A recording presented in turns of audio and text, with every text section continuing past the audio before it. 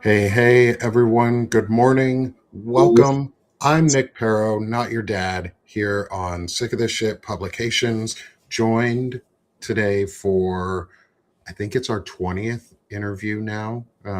So, Pete, welcome on a great round number for 20 interviews of intelligent masculinity. Today, we're joined by Pete Dominick from Stand Up with Pete Dominick, longtime comedian, girl dad, and true masculinity men's health advocate. Pete Dominick, welcome. Can you introduce yourself for everyone in the crowd? It's a real honor to have you with us. It should be, Nick. Really. Good. This conversation is going to be so much fun, by the You way. and your audience should feel so lucky and fortunate to be graced with my presence. I don't know. I do have a Wikipedia. You'll find that Do you? someone hacked into it and said that I started out as a prop comedian, which is a very insulting thing to say to a stand-up, but I respect whoever did that because it's funny. It'll also tell you that I do have an associate's degree, so I hate to kick off by bragging, but I started my career as a stand-up comedian. I did everything I wanted to do in comedy. I headlined all over the country at clubs and colleges. I made a lot of money. I did the Montreal Comedy Festival. I did a whole bunch of TV shows. And then I became a dad and I wanted to get off the road. I wanted to stay home. And you can't be a really great comedian and a good father because you work every weekend and you're gone every weekend. That's when you make the money all your money. And I realized that. So I actually was able to adapt, be nimble. I've always been that way in my career to be able to make as much money as I can, but also do what I love.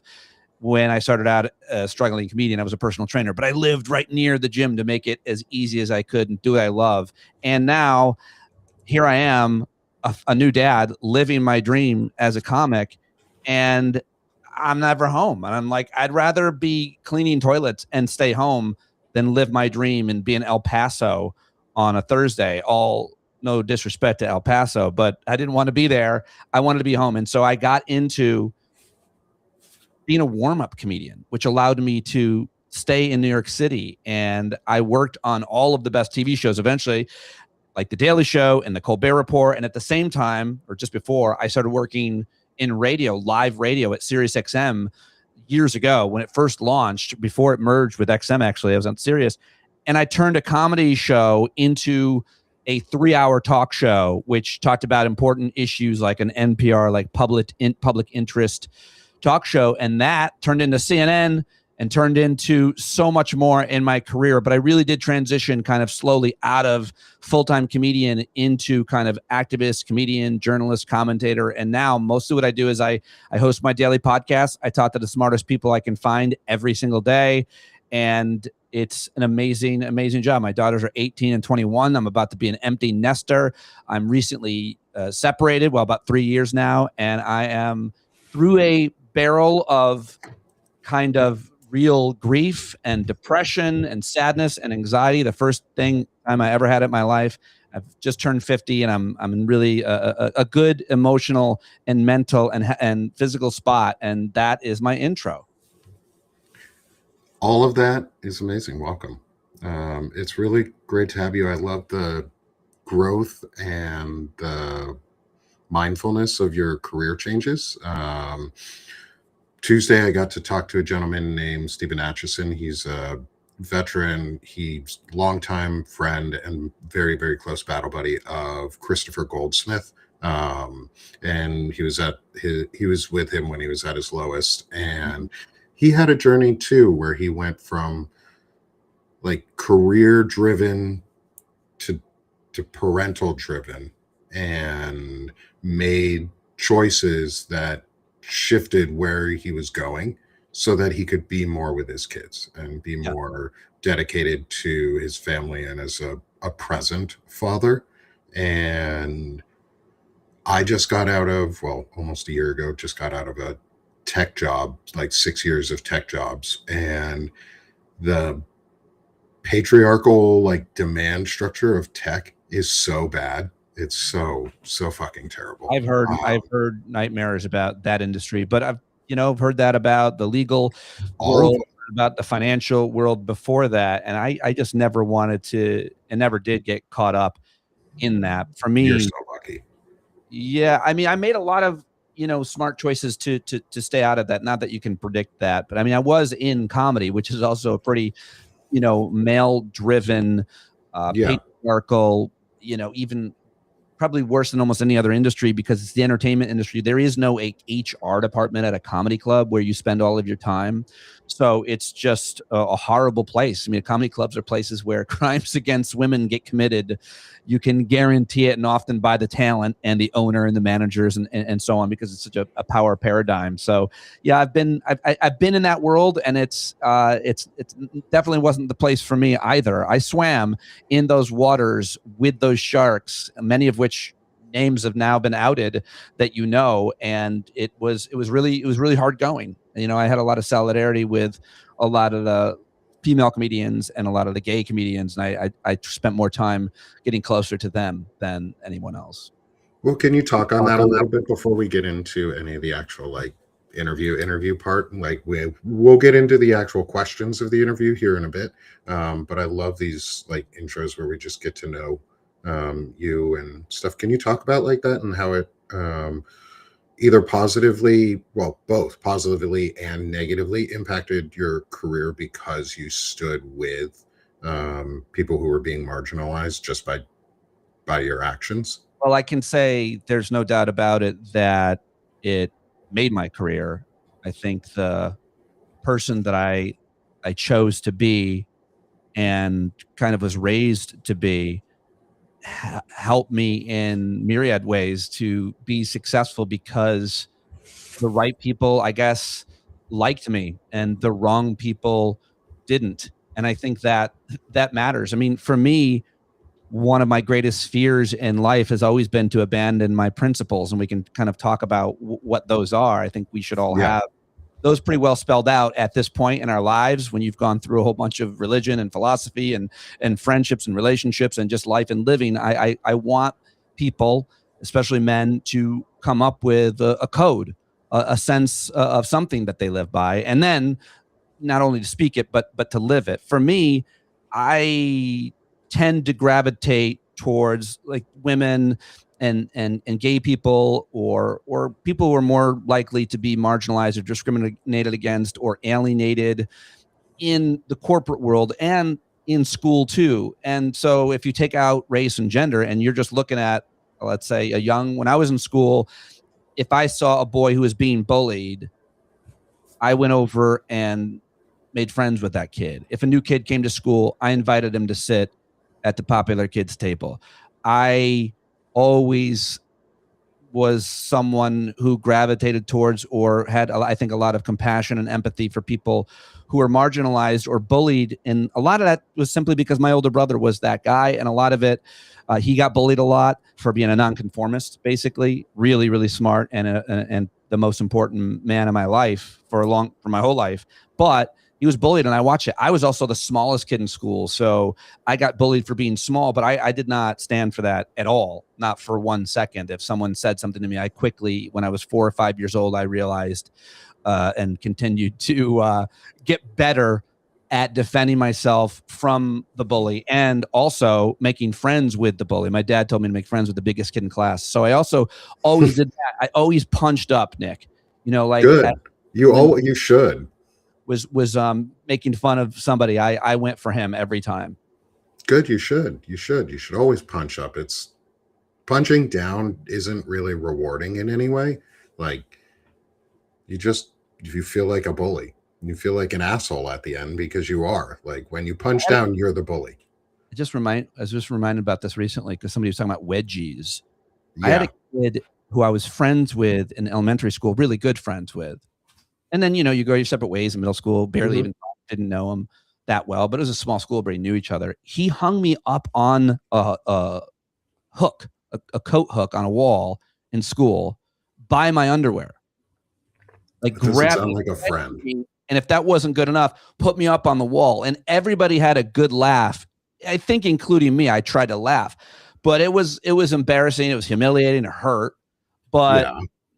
he called me that afternoon and apologized And I'll never forget it. I didn't like, he just felt bad. And he set an example for me about what you just said about like punching down doesn't make you feel good. It made him feel so bad. It stuck with him in his conscience. So he called me and apologized. I'll never forget it. I think I've always felt that way too when I have punched down. I'm not saying I haven't done it. I've done all of the things. Yeah. So, but I think that's always my aim for sure. And so in the corporate world, the same thing. Like I gravitated towards those.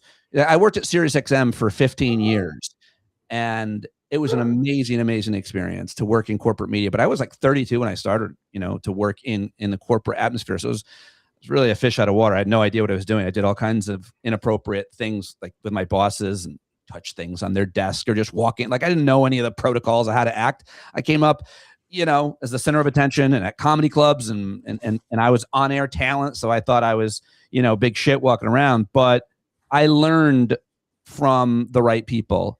And again, I ended up, going to the women's affinity groups and talking, and I built trust, I guess is the best thing, which is done not by words, but by actions.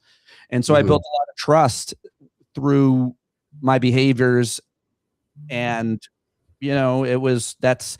that's the reason, a huge reason for my success, a huge reason. And I ended up, one argument that they didn't renew my contract. I didn't get fired, but they didn't renew my contract after 15 years and 5 contracts and just better and better opportunity, more and more money with the company. And part of it was for sure that I destroyed my relationships with executives at the company by speaking out against the rehiring of Steve Bannon. That SiriusXM had him, fired him. He left to go run the White House. I shared a studio with Steve Bannon. I saw him every single day. And then one day he wasn't gone. I was like, "Where's Steve Bannon?" And somebody's like, "He turned into a bat and flew out the window. He's a vampire." But he came back. They hired him. The White House fired him. They hired him back. And I and a couple of others were outraged. And it ended up ruining my relationships with 3 executives, and all men. And I'm pretty sure that was worth it. It was 100% worth it. I mean, it wasn't the only reason why they didn't renew my contract, but not even the first. But it didn't. A lot of why I had success is because I had good relationships in the company. So I kept having. So when those relationships soured as a result of me standing up for what I believed in, it's very hard to do that in the corporate world, and that's an issue that we all struggle with. When you have a great job, you don't go tell your boss to go to hell, or you don't stand up, even in a polite way, respectful way, to your boss, because you don't want friction. You want to keep that job. And a lot of guys I know have been working for 20, 30, 40 years, but I couldn't look myself in the mirror, and I would have had to abandon my principles. And that's my worst fear. Reminds me of a time I told my boss, the CEO of our company, that he wasn't present for me as my manager. And that didn't go over quite so well. Like, certain people don't like hearing that, even when it's true. And I didn't feel bad that I said the words. I felt bad about the way I said it, not the words that I said, but like when it's true and you're just calling it out. Like, well, it's, one way to be a better person and a better leader and a better man at work is to give the people that report to you an opportunity to criticize you. Sit down with them and you give me a performance review, because that way they don't have to build up the courage to hopefully say it in the right way, couch it in a compliment, little small talk, find time. No, a good leader sits down with, when I don't like hierarchy at all.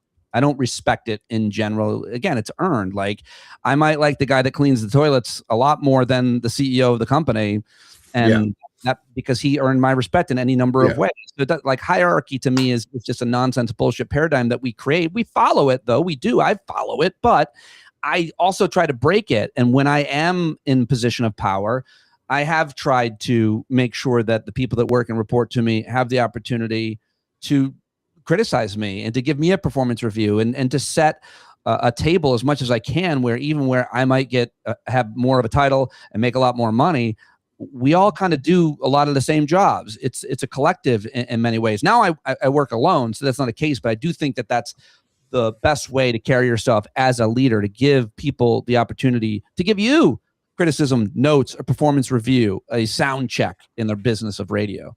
Yeah. Well, I would also argue maybe you don't entirely work alone, because you work with your co-hosts and your and guests and everyone who comes on your show, and you have to build rapport with them every time you meet someone new, and you can easily sour a conversations can easily sour, or we can touch on things that are not wanted, unexpectedly, in conversations that make people uncomfortable. Like you and I talking about apologizing wouldn't be an issue. Like if we were to talk about how do you apologize, how have you said I'm wrong and moved on from it. But others, just the idea of apology would be a threat towards them. um, Yes. and so how have you navigated that, both personally, professionally, but also as a dad? Because this is part of it too for me, as especially as I'm a parent of two kids, and I want to learn from other dads. You and I've talked about this just a little bit around like your experiences as a girl dad, and and a dad who's now about to be an empty nester. Like, how has that shaped all of this too, as you've gone through your adult life? I think that I've developed a strong sense of self-awareness.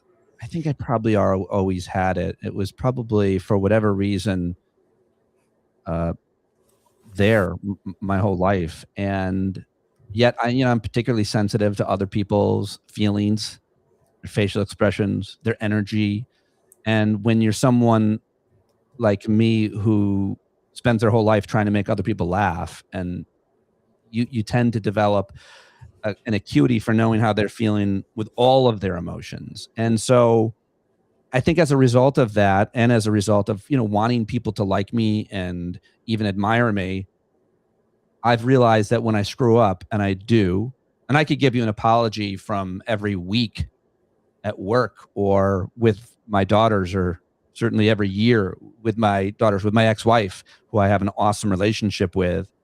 But I think that Kamala Harris said, when Jimmy Carter died at his memorial, she said about him that he was the strongest type of man, because people don't measure, I'm paraphrasing, don't measure strength always this way, but there is a strength in decency. And so acting in a decent way, being self-aware about how you're acting and how you're receiving, and certainly how you're giving in any relationship, is really important. Am I talking too much? Am I not listening enough? But I could tell you about apologies for the rest of our conversation. I'll just point to the fact that I am still apologizing to my daughters today. I went skiing with my 21-year-old and her boyfriend, and I told her to take it easy. She was going too hard. She's a really good skier, and she was just going way too hard. And I criticized her. I gave her, I told her not to do that, basically. Later on, she got really upset with me. It's like, you're talking to me, you're talking down to me in front of my boyfriend. And she was absolutely right. And I don't like when my dad did that to me. And I just gave her a full-throated apology to her face. Then again, later in a text message, I made sure not to defend myself in any way, like be defensive. I apologize, but I was worried your legs were going to get burnt out by the end of the day. Going so hard, skiing so hard in rough conditions. None of that. Apologize fully without defending yourself. Do it in such a way that it is definitely sincere, and you will build every relationship. And there is a huge, I think people view that as strength, because it's being decent. And that is so much stronger in my mind than someone who doesn't do that, or someone that doesn't have that as a guiding principle and practice in their life. To be conciliatory, to apologize, and to mean it is a hard thing to do. But if you do it, you're a better person, certainly a stronger man. You are going to get along so well with Walter Ryan. He one of You doubt it. One of the things that Walter if you guys didn't know, Pete and I have talked once before this, but we like this is going to be one of the more just laid back starting of the days that we've had. But also this week has just been fucking amazing for things about like being able to relax our bodies down and cool our minds while we're talking about some shitty topics sometimes, because there's some heavy shit going on and I won't lie about any of that. But you guys know me, I keep my head level. But this is going to be just such a blast. We Great. haven't even gotten into our conversation yet. One of the things, though, that Walter once said in his Intelligent Masculinity interview was the most important thing you can do is an unqualified apology. And you just said the exact same words. Like Yeah. the thing that's building and restoring and creating relationships of intelligence where they suck less, as I started saying. My new catchphrase is sort of just suck less. We do have water bottles available, 32-ounce steel water bottles with sippy lids for just suck less. With Sick of This Shit publications. Get your own. There's a QR code in the top corner if you all want to. But like, it's the idea of just sucking less. Like, you're just being willing to say, I'm sorry, and accept the consequences of the actions. There's just three addendum to all of what you just said about why apologizing matters. I just, as you're talking, I'm like, why did I have to apologize so much in my life, especially in my marriage, and with my kids? Why was I always apologizing? And because one of my real weaknesses around my emotional behavior has been to be sensitive and to take things the wrong way, to take them too seriously, to get hurt too deep. Specifically in marriage counseling, I learned these three important lessons, and I still struggle with them all the time, but I am so much better person as a result of at least knowing them, much less recognizing them part of the time, most of the time maybe. They're this. Don't take things personally, and I'll come right back to that. Don't make assumptions, and don't get defensive. I had to unpack what those meant because I don't like therapy talk. And so I needed specific examples of what that meant. But specifically, when the therapist said, don't take things personally, I really rejected that. I'm like, well, she insulted my character. She called me a name in a vile way. How am I not supposed to take that personally? And it took me a while to kind of understand what that meant and to understand that often it's more about the person saying it than you. And not always, but certainly I had to really learn how to manage the moment between stimulus and response so that I didn't take things personally, didn't make assumptions, and didn't get defensive, because that was certainly my pattern. And it was my ex-wife's pattern too. We were very similar that way, but it's always been a problem for me. So I ended up apologizing a lot because I made an assumption about what somebody was thinking or saying. I was projecting my own insecurities, or because I had to get defensive and defend myself and got really upset, or because someone said something really mean or hurtful and I took it very personally and got very hurt by it and had to run out in my shed outside and cry. Yes. I've had to go through years of therapy too. And so I wrote a question down. Was it also that you maybe, from as a man who sometimes didn't have the words, is it also maybe because, were you ever at a point where you just didn't have the right words to express the emotions you were feeling, and you were feeling really hard and you just didn't know how to describe it properly? I mean, sure, but honestly, not that much. I think that is probably the most common problem for people, certainly for kids, but for adults and especially for men who don't know how to name their emotions. But because I was so therapied and because I was so into reading about philosophy and psychology, I had all the words. My problem, Nick, honestly, was not that. It was I had too many words. I talked too much. I'm too good at talking. I'm a talk show host and a comedian. I can argue with anyone about anything and be right. And I had to learn I'd rather be happy than right in a lot of those situations. But I had too many words. And I still get myself into trouble because I know exactly what to say to defend myself, to win the argument. I am silver-tongued, and you do not want to be on the other end, because I train myself on stage to defend myself against hecklers, and before that against bullies, and before that, I always was that guy. And I mean, I've gotten punched at least 3 times in my life as a result of that. In all 3 of those fights, I didn't throw any punches. I just got knocked clean out because of it. Well, once knocked clean out. Another one, I didn't go down, Nick. Didn't go down.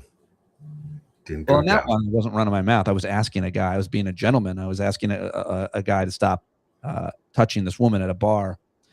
And things hadn't escalated, but he was Scottish, and he he punched me immediately. I was like, "Hey, man, I think you've had a little bit too much to drink," and he just punched I think it was the too much to drink part, and not he probably would have been like, I think the response may have been different had you led with, "Hey, man, you need to back off this lady," and then you've had too much to drink. Maybe that would have resulted in not a punch. I think I was always getting punched that day. Always getting punched on that. But I do appreciate the alternative.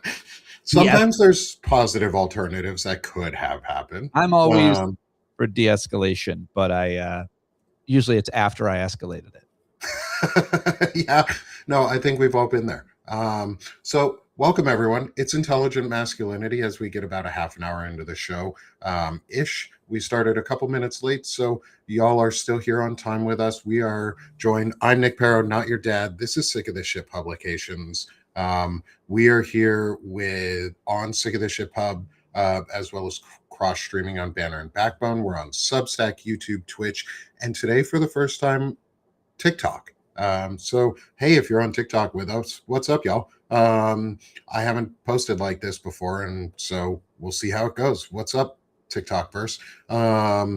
And we're having a great conversation so far today on Intelligent Masculinity, where I'm joined by comedian, talk show host, girl dad, advocate Pete Dominick, and I've got some questions for him as we get into the, I guess, real interview part of all of this. Is, as everybody knows, or if you don't know, we've got 5 overall questions. The first 4.5, because there's really a 2-part first question. First 4.5 questions are our more serious side, and then our final questions is a lightning round. Our final question number 5 is 4 questions of a lightning round, where we shift for a little bit more whimsical, and we go into the Mulans, I'll make a man out of you, chorus lines, and ask some fun questions. So Pete, let's get into it a little bit. This is going to be fun. So you mentioned it at the beginning about your brother. And so I really want to hear all about this. Is who has been one of the most influential masculine figures in your life, and why? Well, obviously my dad, but my brother is the one who kind of educated me about moral philosophy and helped create one for me at a very kind of young age, at probably the most important time, 12, 13, 14, my adolescence. My brother was radicalized, like a lot of people, by both music and literature. So a combination of punk rock and Noam Chomsky at a young age really changed him. He was also a writer. He's always writing. And I guess the shortest version of it, the 2 things that he identified or cared a lot about was a certain kind of anti-feminism. I'm sorry, anti-sexism, but like a new age kind of feminism for men. How to treat women is how my brother taught me at a young age, and kind of combated a lot of what culture was teaching me. And it was, again, through literature and through music that he learned it. But also, he really started to unwind religion at a young age. My brother and I both were kind of raised Catholic. My parents were not. My mom was not religious at all. My dad was barely. But we went to church and we went to religious education. And my brother started questioning that when he was like 9. He's like, I'm out of here. This is ridiculous. And so that made me question all of those teachings too, but also anti-racism. So my brother was an anti-sexist and an anti-racist as a young age. I don't think that terminology existed as much then. We certainly didn't use it, but he was reading and listening to revolutionaries, and they were instructing him in his behavior. And what it really led him to be is a nonconformist. So my brother was a skater, a druggie. That's what we called them at that age. Had weird hair and clothes, that guy. And Like a so, mohawk and spiky things on his shoulders and stuff like that. yeah, might as well. Might as well. Combat boots. And so he was ridiculed and bullied. I asked him not too long ago why he didn't just act, quote, normal to make life easier. And he said something about like his worst fear was to be unoriginal, to be like everybody else. So even with all of the pain, I fell in and conformed, and I was a jock, and I was a well-liked kid and everything. But I had my brother as my older brother. I watched what he went through and what he believed. And so he, at that young age, really taught me what kind of person I wanted to be, certainly when it came to gender and race. And I mean, obviously I built on that, and I'm not acting like I was always a virtuous man or so on. I mean, my conscience is clear, but I've made plenty of mistakes. I've made plenty of sexist remarks and done plenty of sexist things, and certainly bigoted and racist views and things. And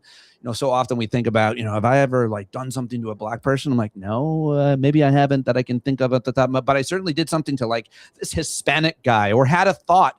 Like all of that is about awareness and bias and trying to unlearn that. And my brother taught me kind of how to check myself and who to read and what to read and listen to at a very young age. And it just changed me for my whole life. I also didn't drink alcohol in high school because my brother was an addict at that point, and we had to do an intervention on him, and he went to rehab, and it was a very dramatic thing in my life. And I just chose not to do that. And that really matured me at a time when everybody else was drinking. Like if you don't drink, you accidentally mature in a way that they don't, because it often, stunts your growth. And I just saw things I think maybe other people didn't see as a result. I mean, I certainly started drinking later in life and smoking pot and everything. I was like 22, 23, but not during those, important years. So that's a lot of it.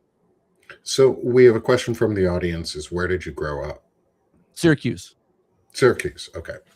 I love Syracuse. I think we talked about this as I wanted to go to college at Syracuse for the music business program when they first started offering it. The first communication school. I grew up, though, just to be clear, the person probably asking to get more specific, like I grew up outside Syracuse in kind of a farm town where when trout season opened, half the boys weren't in school that day. So hunting and fishing and being on the lakes, and it was almost entirely white, almost entirely Christian. At that point, it was the 80s, so no one was gay out. So it was very homogenous is maybe why that person's asking. But yeah, so I couldn't wait to get out of there, and curiosity drove me to wanting to be around, diverse group of people. So college, then New York City. Yeah, that's really important too. Is like, I grew up in Vermont, and it was probably whiter and less diverse, and that's hard to say because Syracuse is fairly non-diverse in a lot of ways, at least when I was growing up. I didn't go to school there, but I was going to go, or I tried to go. I wanted to eventually broadcast for the basketball team. But I never did. I always thought I had a voice for radio. And so I wanted to, but I never did. And I get to now, just in my own way. So that's pretty awesome. Back when the team didn't suck. Well, it's been a few years. Growing up in Syracuse, we didn't have a pro team, and Syracuse University sports were, for me, my sport was lacrosse. So I grew up like worshiping those lacrosse players. My dream was to play in the Syracuse lacrosse team. That dream lasted about like an hour. I knew where I stood, in size and skill, but also I had no good grade. This day of high school, I didn't work hard, and but every day was an audience. And every day there were girls, and every day I could get laughs, and I loved it. I did not miss one day of all 4 years of high school for illness or any other reason, because I loved going. Nice. Nice. Yeah. Hey. Oh yeah, I had to mute for a second. My dog is going off in the background. He's dog belling. It's garbage day, so he's being a jerk.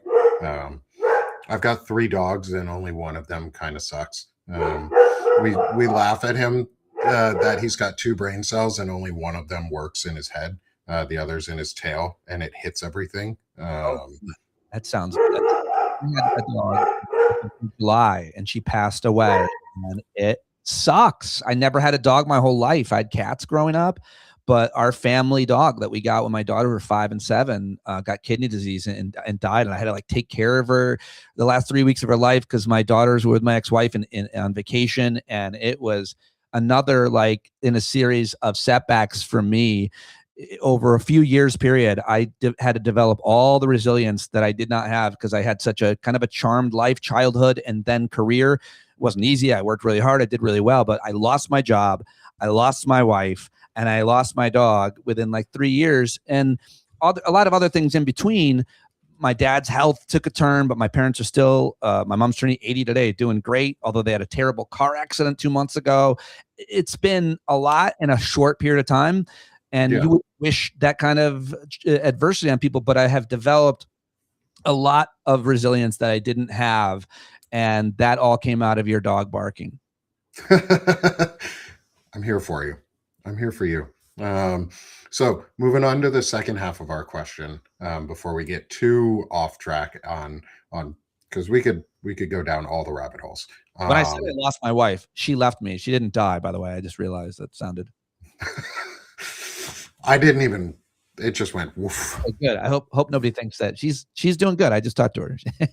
I was going to say you did mention a couple times that you have a really good relationship with your ex-wife, which I have heard because my parents are stable. My relationship is stable, but I've heard from folks that I know who and like have grown up around that like having stable relationship where even if you're not married anymore, the stable relationship part of it is the most important part, and it's better to sometimes not be married for some folks. How has that impacted you a little bit in like being a dad, or a lot of it in being a dad, especially with late teenage to early adult children? Well, I mean, it's a great question, but I do think it's a different answer for everyone, obviously, but certainly for people whose kids are younger. And so we got separated, the shortest version, but we stayed living together because I was not going to leave my daughters. My older daughter was a senior in high school. My younger daughter, I guess, was a sophomore. I basically stayed in the house until my daughter got her license, and then didn't literally need me date every day because I would drive her to school and pick her up, and mainly because I just loved being with her in the car for that moment, even if we didn't talk. That was always something I wanted to do. Once she got her license, I got my own place 10 minutes away. And the answer to your question is, how has it been? It hasn't really affected my younger daughter, who's still home, too much. And my older daughter, not at all, because she's living her life and she doesn't live at home, and she's really healthy and in mind and body and doing great. But I guess if anything, the fact that we still talk and hang out and have dinner together and communicate really well about our daughters and about our common interests, you got to do anything you can to make it work. And even if you feel that your spouse was in the wrong entirely, which is rare, but even if, you say she broke the trust, she had an affair, so you want to blame it all on her, it's always a lot more complex than that. But no matter what the reason, again, my older brother told me when my ex-wife told me she wanted to get separated, I was really mad. I was mad. I felt rejected. I wanted to keep trying. I didn't want to give up. But my brother told me, you have to model a healthy breakup because your girls are watching. And if you burn her down, if you call her names, disrespect her, make threats, are not fair in the negotiations, they will see that. They will be broken up with, likely, my daughters, and they need to see a healthy breakup, whatever that looks like. And I'm so glad he told me that, because I definitely wouldn't have thought of it that way about how I always thought about how my daughters were watching me. And I knew that my behavior and my actions mattered a lot more than my words, and my presence mattered a lot more than anything else. But I had to do that. It was really hard because she did a lot of things that I would just say, because we're talking publicly, I felt like we're unfair. And so I wanted to fight back. But I think I did throughout the marriage, but through the separation, I didn't. I really conceded a lot. And I'm so glad that I did. Ego is the enemy. Men cannot be dumped after 25 years. It can't possibly be my fault. Well, it was my fault in a lot of ways. I take responsibility for a lot of my kind of emotional reactions and problems that we had. And I had to do that. I had to do it for my daughters. I had to do it for myself, my own interests. And the fact is, where we're at now is such a really healthy place that it makes life so much easier and less stressful, because we can talk and communicate and get along without worrying about any number of issues that couples who have ugly breakups and divorces do. Yeah, no, I think that's really important. And I love that your brothers set another model for you to help follow. And you took one of the things I think I've really found through all of these discussions is if you exhibit any sort of intelligent masculinity, it's better humaning just in general. It's the idea of you pick up the cues that other people leave for you. Yes. If they're, especially the ones that are very obvious cues, and you just take them. And it's being able to do the thing without having to be asked to do it. And I think it's hard sometimes for people to have those right people in their life. So I think sometimes you could take them from culture, you could take them from literature, you could take them from art, but I've definitely surrounded myself my entire life by people who are better than me, both men and women. And I take those cues all the time because they're in my life. So I always highly recommend that people recruit friends, friends, good people who are better than you, and in a lot of different ways, and take those cues. I like the way you said that, Nick. Thanks. And I like how you said recruit friends. That's something that we've talked about on this series before, is having friends around you on purpose, and especially those that you can cry around. Okay. Before we get too far down this rabbit hole, let me ask the actual second part of the question, because we're behind on question time, and I don't want to rush you through too many answers, but I know we have answered some of the questions already in some ways. But this one I want to get a real definitive answer on, because masculinity I've learned is a whole ass person. So you have to have from what we consider masculine end to also the feminine end. To be a whole complete person is how you can be masculine. And so who has been one of the most influential feminine figures in your life? I mean, there are so many that are people that whose names obviously you wouldn't know. And then there are plenty who we all know that, public people, obviously scholars, journalists, and even politicians, actors and artists. In my life, I've had women at every stage that I've recruited for friendship, that I could depend on their advice, their moral clarity, and their role modeling their own choices and their own behavior. I guess I accidentally fell in with, it wasn't really an accident. I certainly gravitated towards people of color at college. And a lot of it was because of humor. So I started hanging around with all these black guys. As a result of that, I ended up becoming friends with a kind of cohort, a clique of black women at college, at this little junior college that I went to, where there wasn't a lot of people of color.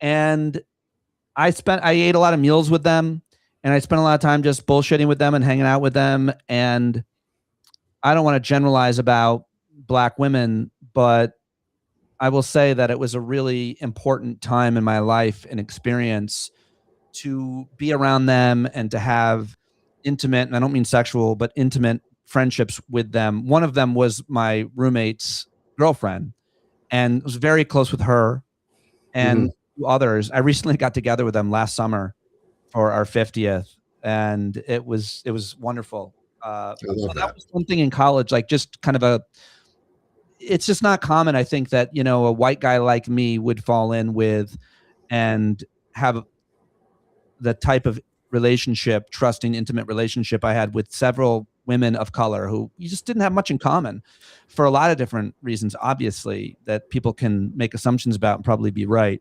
But later in life, it became, people who were good at what I wanted to be. So when it came to women in comedy, as a comedian named Jessica Curson, who I was really good friends with, Judy Gold, who I became really good friends with, and several other like women whose names you wouldn't know in comedy that really set a standard. Laurie Kilmartin is still one of them.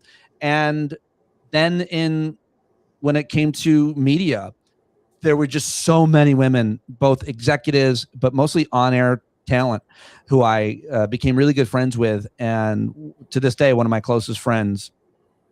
I mean, I don't know if I want to name everybody and go through every single woman in broadcasting that people would know, and I don't want to name drop, but there's a lot of just strong, independent, talented women who are also on air hosts and journalists and TV and radio and so on that I just think have overcome so much more than I had to, and so I just sponge off of all of their talent. And specifically, I guess one great example is Laura Coates.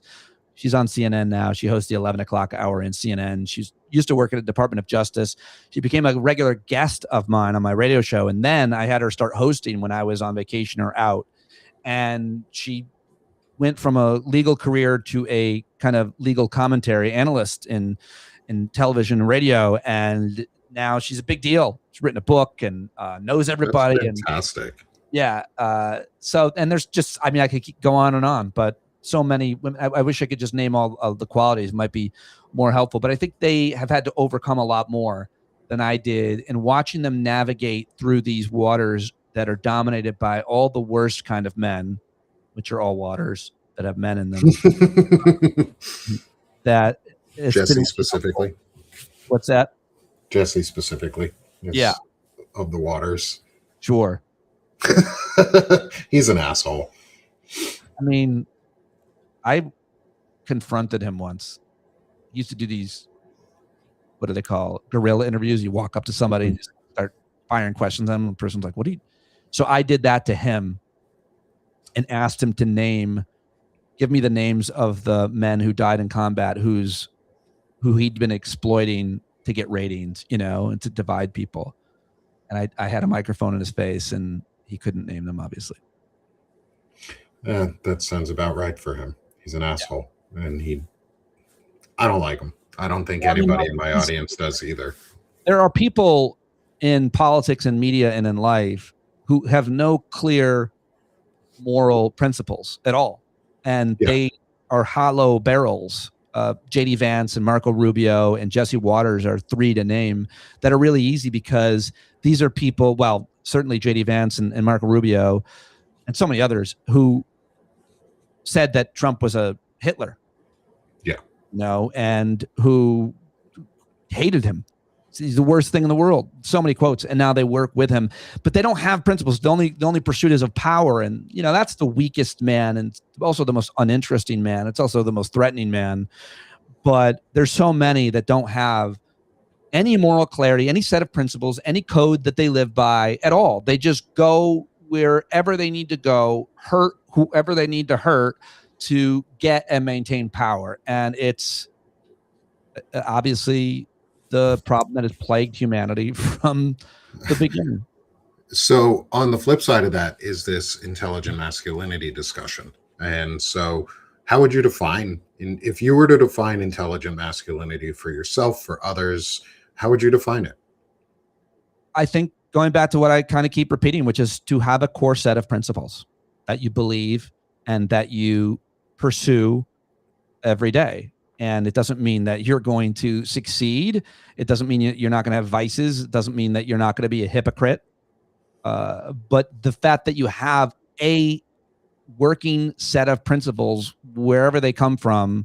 Let's call it all philosophy, because religion is philosophy. And so wherever your moral clarity is derived from, whatever code and set of rules you've come up with, if you have that, we have to start there, I think, to be an intelligent man. And to get there has to come and continue to be because of the questions that you're asking. To me, intelligence is best defined by your curiosity and the questions you ask. Because if you ask the right questions, you get the right answers. And if you keep asking questions, you keep getting answers and you keep growing. But for me, I guess the shortest way to say what this intelligence masculinity is to wake up every day knowing it's a new day and I can not be encumbered with my old nonsense. I have the opportunity to make new choices today, to be in the present, but to get, for me, I get a profound sense of joy and gladness and peace of mind, which is a huge thing for this day and age to find. I get that with having a sense of living my life with wisdom and virtue. So by the set of principles, that to me is intelligent masculinity. And to have compassion every day for both others, obviously, and myself, and not beat myself up and berate myself, as well as understand and have a sense of justice and making sure I do all I can to protect people who need my protecting. And I do think that there are plenty. I mean, one good example is, even if I am a strong, smart father and I love my child, if my child identifies as gay or now as trans, I might not want to go out and publicly defend my child at the school board meeting, because now I'm outing my child. I can protect my child in as many ways as I can, but me coming out publicly is announcing this is who my kid is. And I knew that was an issue with a family in my school.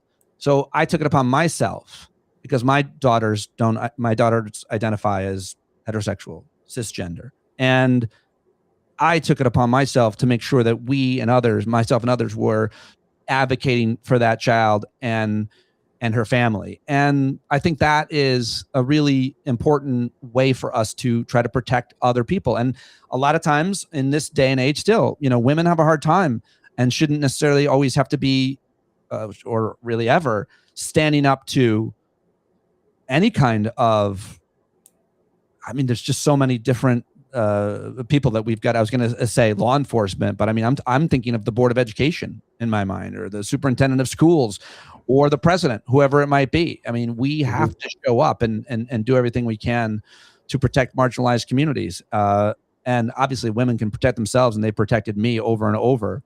And I've learned a lot from them, but I always want to stand toe to toe, if not putting my body between, the way that Alex Preddy and Renee Good did.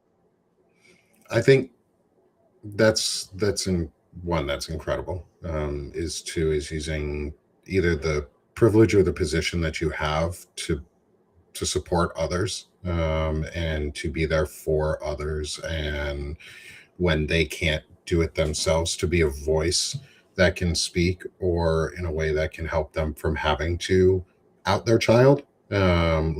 Especially nowadays, if you can be there for a friend or someone in the community that has a child that they don't want to out, then be there, be that person, because you're in a privileged position. It's not your kid. You don't have to say whose kid it is. You can just talk in generalities that make it not obvious, but you can defend somebody without them asking you to. In this case, you don't have to be asked to do the right thing. It's also proven over and over that we are the problem, so we need to be the solution. And people can disagree intelligently with that, but I think as a straight white man who's been afforded every opportunity in my life, and this is certainly what I believe has been the case, and I want to be clear, it doesn't mean that straight white men don't suffer. We suffer terribly. We are most likely to take our lives. And I think part of that is because we don't have resilience. And when life gets hard, we give up easier, unfortunately. And I feel nothing but compassion for anybody who's been there, including my own brother-in-law. I mean, who took his life. I mean, like, it is a huge problem. So I don't want to dismiss white male, straight male suffering, or white suffering, or male suffering. I'm not dismissing it. What I'm saying is it's different and it's unique to a certain extent, but it's not systemic the way that the suffering and the setbacks and the adversity that women and other marginalized communities, Black and brown people, LGBT people, Jewish people who don't, you can't necessarily identify, but like a non-Jewish person has to do the right thing in this case. And we're the ones that we've been waiting for. And every moral philosopher stated this, including, Dr. King and everybody else. So we're the most effective ones in a text chat. I was in a text chat with 19 of my high school buddies, all quote straight white guys.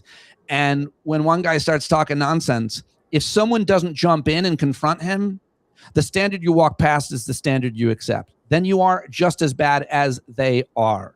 If you're hiding sexual abuse, you're worse than the abuser. That might be a controversial view, but I don't think it is. And so I live by that idea. And so we're the problem. We have to be the solution. Bottom line is white guys, white straight guys especially, have to stand up to other white straight guys to show them that they're wrong. If you believe that, and I believe it, I believe that the marginalization of all these groups has come at the hands of powerful white men over and over. We live in a white supremacist country. We always have. And it's patriarchal. Women's suffrage movement, like this, look into history. There's more than enough data. Sometimes I think we feel like we're being gaslighted into be questioning our own history, but we don't need to be. And by the way, I don't feel any guilt. This isn't about guilt. Let's just clear that up for anybody that wants to say, oh, you have so much white guilt. No, I don't. I understand history. I understand my privilege and opportunity that I had in my life. And I would feel guilt if I didn't do anything with and about it. That's where my guilt would be. I would feel guilt if I abandoned my principles. That's where guilt would come in for me. I don't feel guilty because I'm in this beautiful vessel. Who would feel guilty looking as good as I do? I wouldn't. I mean, you look pretty good. I wouldn't have guessed you were 50 either. See, thank you. You're welcome. I'm here for you again. I was running and an older man was walking towards me. And for the first time ever, someone clapped. He slow clapped me, Nick. Like, because of my white beard, you wouldn't notice my body. I'm out there running. He was like, well done, grasshopper. Yeah. I'm like, what is this? I'm officially old. Clapping? God, did it make you feel good or bad? It made me feel both. Yeah, I've never been slow clapped running, but I also don't get caught running very often. Well, listen, the white beard and the running juxtaposition was this guy he didn't know what he was doing, but he was like, well done, sea captain. I love it. I love it. That's awesome. And all of this too is like, you answered the next question in so many ways at this point, was how do you model these types of intelligent masculinity in your own life? And you're talking about the ways that you stand up, that you actively do things, and you actively care about what it means to just be a better person and be a person who thinks forward and wants to grow. And for me, going back to like what the definition of intelligent masculinity is, it's more of a guardrail on what it means to how we should view our actions from. It's the refusal to outsource accountability onto others and the discipline to live with the consequences of our values and actions. And I think you're showing that example in what it looks like to live with the values, with your consequences and actions and your values. And you keep saying it over and over again, is you have a set of values and principles that you believe in, and you just stand up to them and you just live for them. And it's not hard. It is hard to do at points because it's not the easy solution, but it's not hard to do because it's who you are and not who you strive to be, not what you pretend to be.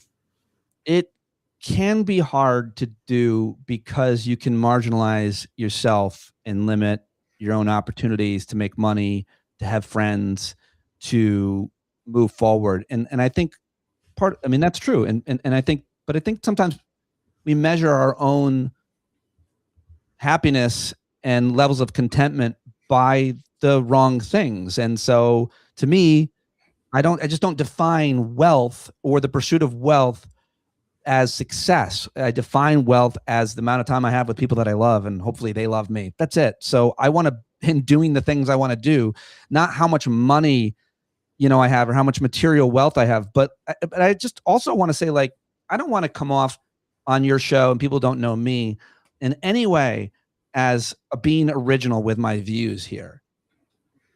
I try to be original in terms of the anecdotes I tell you about how these views have played out in my life and how these behaviors have animated me in, different times and different things I've done and said. But this stuff is like Buddhism and Stoicism. It's Marcus Aurelius and Pema Chodron for me. It's the four cardinal virtues of Stoicism are wisdom, justice, courage, and temperance. And so that's 2,000 years old. So I just read Ryan Holiday and Marcus Aurelius and the Buddha and Pema Chodron, and all of my stuff comes from that. But I also gravitate towards people who believe in those things or something similar, and I watch them live their lives. And one guy I didn't mention is a big influence, but I have a friend, my closest friend locally is 15 years older than me. He's a pediatrician, and he's just this amazing guy. His name is Ken Zatz. He's a doctor, my daughter's doctor. And I befriended him when I lost my health insurance because I thought that would be smart, Nick. Now, that's not why. We're always friends. But and we hike every week. And he's the one who taught me that so many things through his own experience, through his own jokes and wisdom and life and experience. But he talked to me about Pema Chodron's book, When Things Fall Apart, it's called. And I said to him, what if things don't fall apart? And he stopped on the trail we were hiking on. He looked back at me with all his wisdom and years. He said, oh, Pete, things always fall apart. They always do. They always. Oh, God, I love that. Man, this has been so much fun, Pete. Thank you. Thank you for this. And I like, you'll enjoy when you can get a chance to come on with us for the Diogenes Club. That's sort of where we get the reference from. Is Diogenes was a Greek philosopher who used to walk around with a lantern in his hand asking, where are the men? He was a bit of an eccentric, but at least he asked the question. And he would walk around the town square with a lantern in men's faces in broad daylight and go, where are the men? And challenge them on who they are.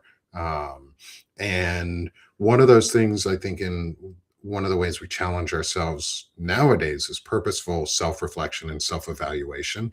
And is there a tool that you use in your toolbox of emotional literacy and maturity? How do you self-reflect and self-evaluate? If you do, and what would you recommend, or what is your favorite tool that you could leave as a takeaway for folks in the audience? Well, I have a practice that I try to do every day, and it animates me throughout the day. I don't do all of these things every day, but I do most of them. But I try to, 20 minutes a piece is the goal. Meditate for 20 minutes, journal for 20 minutes, exercise for 20 minutes. But reading is a really important thing. I have a reading that I select every day. It's usually some kind of Stoic or Buddhist philosophy, but it could be any other number of kind of psychological or philosophical books about anything from trauma to addiction to radical acceptance, loving kindness, to codependence, anything. And also physical, like I'll read about nutrition and exercise and the latest trends, whatever. But I read every day. I try to read every day. I try to journal every day, and I try to meditate every day. And I also try to exercise, cardio, and or at least get outside. Like last night, I didn't get to do anything all day, exercise-wise. So around dinner, I went out and took like a 3-mile walk, and it made a huge difference. So every day, I try to do those 4 things: exercise, journal, meditate, and read. And that's how I self-reflect. That's how I get through the day. That's how I beat back the demons and the anxiety and the depression. That's how I manage to do my work every day, which is knowing all the bad things in the world, because I do a news segment every day, every podcast. So it's like I have to have this practice so that I don't lose it every day on myself, on other people, inside of me. And it really, really works to have this type of routine. The meditation matters so much because the meditation simply helps you to recognize the thoughts you're thinking during the day.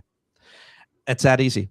And would you rather spend 2 minutes or 20 minutes ruminating, perseverating over something that may or may not happen, by the way? Probably won't. Mhm. And so my artist issue is kind of, existential dread, obviously, death, my own morality. But the more realistic and imminent one is money. Like a lot of people, I worry a lot about that and keeping my work going. And I have my meditation practice helps me recognize when I'm thinking those thoughts in the day. And then I'm able to recognize it, say hi to it, wave to it, and then put it in a bubble and blow it away and go do something with my hands. And that might be the next thing. Journaling, reading, might be exercising, or just getting back to my work. It also often is when I'm really having a hard time, and I do this a lot, is I reach out to somebody else to see if I can help them with something. I reach out to a friend I haven't talked to. I reach out to somebody who I know is ill. And it makes me feel better too, just to show up for them. It makes me feel immensely better. I didn't used to do that until I needed to reach out for help. And a very smart man, mentor of mine named Tom Shadyac, film director, writer, speaker, great guy. I reached out to him for help. And he said, have you been asking, for help? It was after I lost my job. I go, no, I don't like doing that. He goes, why not? Don't you help people all the time? Don't you mentor people all the time? I go, yeah, I do, but I haven't really needed to. And he goes, well, why do you do that? I go, I don't know. It makes me feel good to help other people, to mentor other people, to be a role model for other people. And he goes, well, why would you take that feeling from other people? Selfish bastard. Ate my balls on it. I was like, oh man, my ego was too much. And so as soon as he said that, I realized it. And then I gave that opportunity to people, and man, did they come through. And I can remember who I called that day and what they said. And it was a really important lesson. That's really awesome. I love that. I know I interjected that selfish bastard in there, but it's kind of that thing is like, it is selfish for us to not ask for help.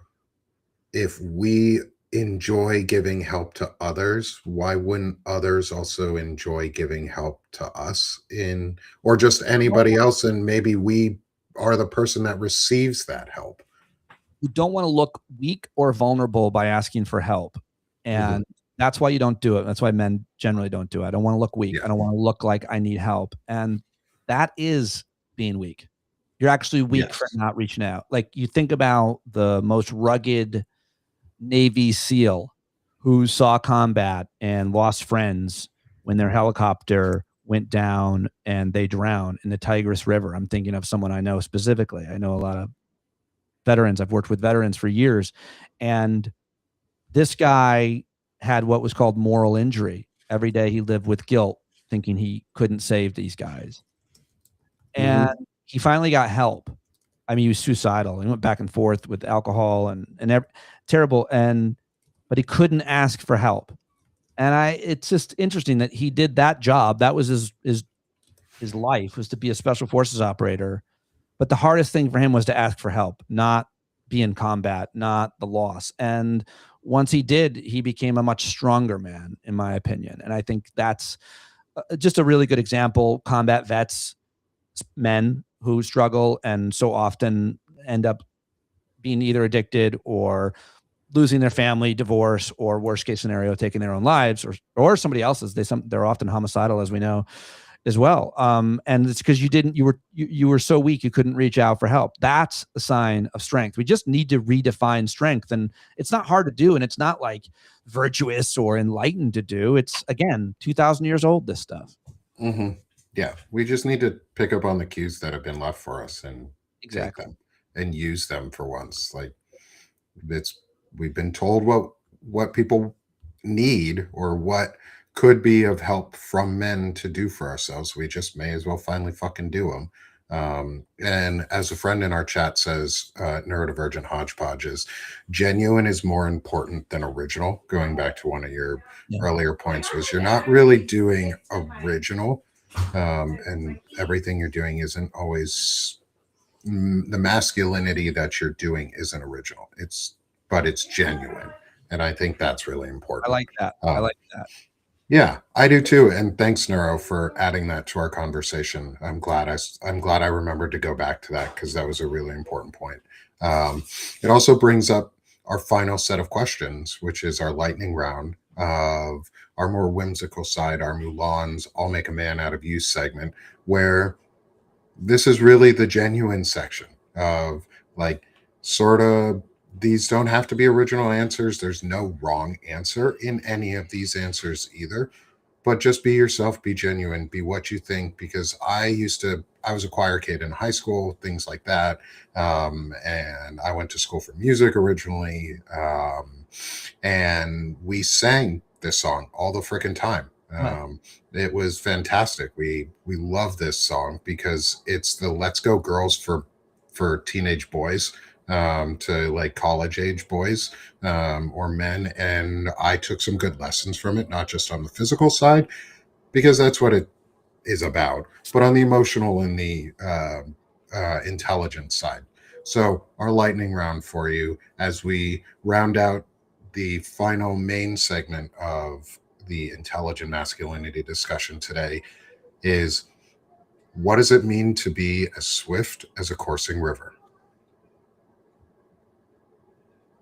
Overcoming your self every day, overcoming yourself, overcoming your problems. To be swift is to be able to be nimble and to be able to move past something that's holding you back. And if you can't do that, you get stuck. That's how I see that. And I think about like a creek with a bunch of rocks in it and the water going over and around the rocks like that. I like to watch that and think about my own problems and think of each rock as my problem and me as the water, and going over and in between them and not letting them hold me back. It doesn't mean that I'm ignoring them. It doesn't mean that I'm not working on them. It means I'm not getting stuck, because you can get stuck and you can be there for a long time, but to be swift is to get past being stuck. How is that? I love it. From my ass. You can be the water rather than the log. Boiling that down. I like it. I like it. Next question. How do you embody the force of a great typhoon? I love it so much. I think that trying to make sure I take care of myself physically is a struggle for a lot of people. It's a struggle for me. But when I thought of that, I really thought of physical, like my workouts, my exercise, and trying to be consistent about it so that I can stay strong for as long as possible, and so that I can do all the things that I love doing, which bring me happiness and peace every day. So I think like actually running and lifting weights, and so that I can ski, so that I can be outside and garden. I have all kinds of projects I do outside all spring and summer, especially. And so I can do the things that I love with the people that I love. How's that? Love it. Building on that one. And this one is interesting because I see raging as something that is not like a wildfire, not out of control and on its own. But the question is, how are you as strong as a raging fire? I have a burning desire for justice every day, all day. My show is called Stand Up because I've been standing up to bullies my whole life, and I align myself with other people who do. There's a certain anger that fuels my pursuit of justice, and it always will. And I will probably always fight as a result of it. Maybe not. Maybe something will change. But to me, injustice gets me out of bed. And every day I work to find as many ways as I can to get justice for those who have not felt it, not received it. And it's not about punishing people who have done the wrong thing. It's about overcoming the obstacles that get put in our ways. And I'm thinking about, like the Voting Rights Act and how long it took and how many people died to get there, the civil rights movement, and how it's been gutted, and how we need to fight back, and how we need to stand up for people who need our help. Like, to me, that every day motivated by an anger that I have burning inside of me for the injustices I've seen done to people I care about, and even to myself and my family in my local community. There are some pretty horrible things that were done to us as a result of my activism, and I have not forgotten those things or those people. Beautiful answer. And our final question, how are you as mysterious as the dark side of the moon? I am not. I like it. That's fair. That's almost fair. nothing mysterious about me at all. No one has ever used the word mysterious to describe me. I wear my heart on my sleeve. I'm very public with my life and my adversities that I've tried. Like, there's nothing mysterious. What you see is what you get. There's nothing. So I can't relate to that at all. Nor do I think do I want to. I don't want to be mysterious. I don't need to keep you guessing about anything in any way. Not as a romantic partner, not as an audience member, not as a person walking down the street. That's fine for somebody else. It might make them more interesting. For me, I don't think I can. I'm not brave enough to be mysterious. I love it. Brave enough to be the first to say you're not mysterious too in all of the interviews. I love it. Yeah. And I guess that wasn't really my final question. The final real question, because this has been really fun, and thank you for joining me. I really appreciate having you on, and I really hope to talk to you again more and continue growing this relationship, because I'm having a great time today. You've added, again, like everyone else, you've added something amazing to this discussion. And Pete, authenticity is, Laura just said it in our chat, authenticity is what it comes down to. Being genuine, and that's who you're coming across as. That's who you are, and that's what your story has invoked this whole time, is an authentic person who just wants to live a life they can be proud of and who they are. And I appreciate that. I appreciate you coming and telling me about your life. Really kind and generous of you to say all that. It means a lot to me. I really am grateful for your words and sentiments. And so, to build on that, is one, you're welcome. And is two, where can people support you and find you, and shamelessly plug and promote yourself, and how people can support your work? So I host a podcast every day. You can get it wherever you get podcasts. It's called Stand Up with Pete Dominick. And I do a news segment, which is really like sometimes 30, 40 minutes covering the news with clips. And then I interview one person almost every day, sometimes two people, usually like the smartest people I can find. And we talk about the issues that matter most. It's like NPR with a heartbeat, I always say. Radio with personality. But I also accidentally created a community, partly as a result of leaving corporate media and or partly as a result of the pandemic. When we were all locked down, we started using Zoom, and I started hosting a hangout. And to me, like every Thursday night at 8 p.m., people come and hang out on Zoom, and I'm a moderator and a host. That's my job. So I'm really good at I do crowd work with audience. And so every Thursday at 8 p.m., we do sometimes 3 hours, Nick. 50 to 80 people come, very diverse group, but we're all kind of, in the same milieu, if you will, but we're all anti-fascist, if you will. But the bottom line is we have fun. We have a really fun, a lot of laughs, and I accidentally people should stop by just for the Thursday hang out and experience that, because it's amazing. I love that. Apologies in the background for the piano that's now going off. It's baby time and hanging out with, I'm a stay-at-home dad and stay-at-home uncle, I guess, and help and support. I thought they were playing me out, which is totally. I don't actually have outro music. I have my intro music, but I haven't put any outro music in yet. And the intro music is actually music that I wrote and composed when I was in college, cool. And had recorded. So, and so we will talk again soon, Pete. This has been so much fun. again, everyone, this has been Intelligent Masculinity here on Sick of This Shit Publications. I'm Nick Paro, not your dad, joined by comedian, girl dad, advocate, and now friend Pete Dominick for our incredible 20th episode of the Intelligent Masculinity series so far. And we've got tons coming up too. We've got some incredible ones coming up too. So thanks, Pete.